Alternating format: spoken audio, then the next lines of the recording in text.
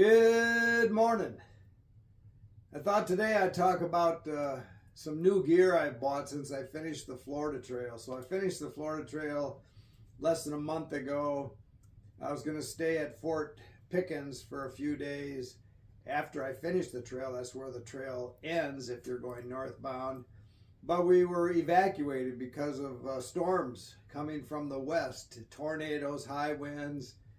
So after that blew through, went over to the Natchez Trace, which is the longest national park in the country, about 450 miles long and anywhere from a mile to 800 yards wide. But it's a parkway, no stop signs, no stop lights. For 450 miles, you go from Natchez, Mississippi, almost to Nashville, nonstop, no commercial traffic, just a beautiful drive. But we got chased up that by tornadoes and severe weather, and we got to the top. They're talking about 1,000-year floods, and so we just put the foot in the carburetor and came back to Michigan way too early.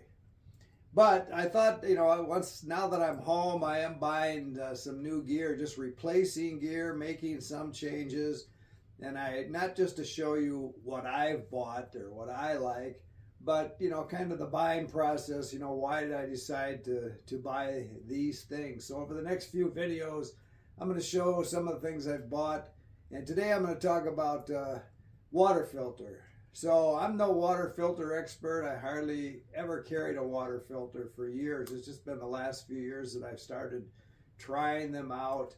And when I went to hike the Florida Trail the last 2 winters, I bought the heaviest water filter there was, which was this Grail water filter. It is a great water filter, and if I were going back to do more of the Florida Trail or do it again, I would buy this water filter. I'm going to sell it, and because I've switched now, because it weighs darn near a pound. And I did buy the titanium pot that comes with it, and I did that thinking that if I did want to carry fuel, which I don't always do, I would have a cook pot. That would basically take some of the weight off of what this is. I can deduct the weight of a cook pot, but it's really not very efficient as a cook pot. It's just way too tall, so you're going to use a lot more fuel to heat water in this thing. And I don't carry fuel or a stove that much, and so it really didn't save me anything. But this filter works great. I mean, it is so simple. And basically, you fill this with water, you put this in here, loosen the cap, push it down. Of course, if there's water in it, it's going to push a lot harder than that, but you're talking seconds, 15 seconds, you're going to filter, half a liter of water at least. And you can put it on the ground and put all your body weight into it, and it's just quick, and it takes everything out. The reason I bought it for the Florida Trail is because it takes out heavy metals.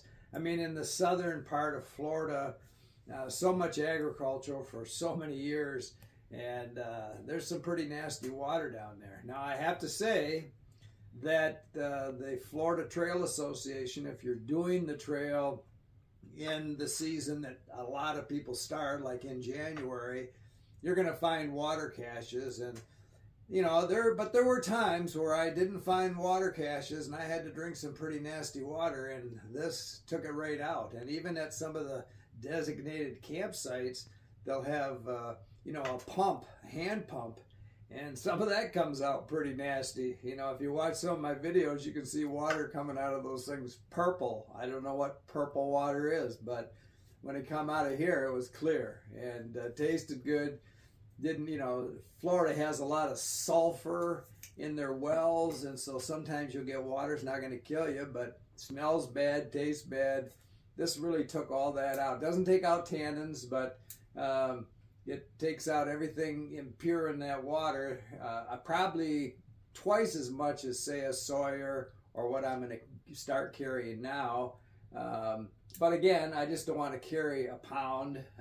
When I'm in Michigan or even out west, even on the Arizona Trail, I hardly ever filtered water, and I've never had giardia. My wife says I'm going to either die from giardia or a grizzly bear, but so far so good. So what did I replace it with? So I bought a Hydra Pack. Just as my kind of extra water carry. It folds right down to nothing. Put it in my pack. But the other thing I look at when I'm buying gear is not only weight but real estate. I want it to take as least amount of space up in my pack as I can get it down to, and that comes in handy that way. And I use this pretty much just for carrying an extra liter of water when I need it. But Hydra Pack came out with a water filter, so it's it's like close to a bee-free. Probably gives you the same protection as a bee-free. Sawyer might be a little more protection, but this thing fits right in here, screws on. So I bought this Hydra Pack filter, and it should suffice for what I need to do. And we're talking probably savings for me, weight-wise, of about 14 ounces. That's some people's tent. So that's what I'm going with this year. It's, again, doesn't take up a lot of real estate. It's super light. When I need to filter water, it's right there. I carry it in the mesh of my backpack. That mesh pocket on the back, I clip it on this loop here, which this loop is great for scooping up water. If I want to tie my bear rope to this and have to throw it out a ways, I can hook it to this loop. I hook a carabiner on there in my pack so this light little pouch doesn't fall out and I lose it. The same thing with my pee bottle. It's empty during the day. I have a carabiner that I clip to it. And I just don't want to lose those things going down the trail, because you'd never even feel the difference. I've dropped a liter of water, 2 pounds of water out of that front pocket before on the PCT and never felt it. You could be going up the trail daydreaming and lose your stuff. So I secure everything the best I can that looks like it could fall off or fall out. And again, I've got nothing bad to say about this Grail. I would buy one again. I probably would not buy the titanium because I just don't use it enough to cook with it as a pot. They have a plastic one that might be even a couple ounces lighter. You just can't use it to cook on. And I would probably go that route if I were to buy one of these again. And the only reason I would buy one of these again is if I was doing the Florida Trail, because every place else I hike has pretty clear water, or you can find it. Nothing that's gonna at least kill me. So that's my choice. So the cons would be that it's heavy. That's the only thing I have to say bad about it. Now the filter, I just bought one, so I'm going to sell it. So this filter hasn't been used that much, but if I'm going to sell it, I want to start with a brand new filter, or at least have a replacement. So that's about 25 bucks for that filter, and I have changed it a couple of times, so I really can't say how long they will last. But any of these filters have no guarantees. You can back flush a Sawyer.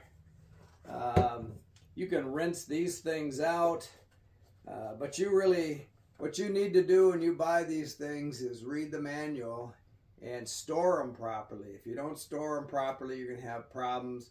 You leave them out in the cold and they freeze, you're going to have problems. They're not going to work.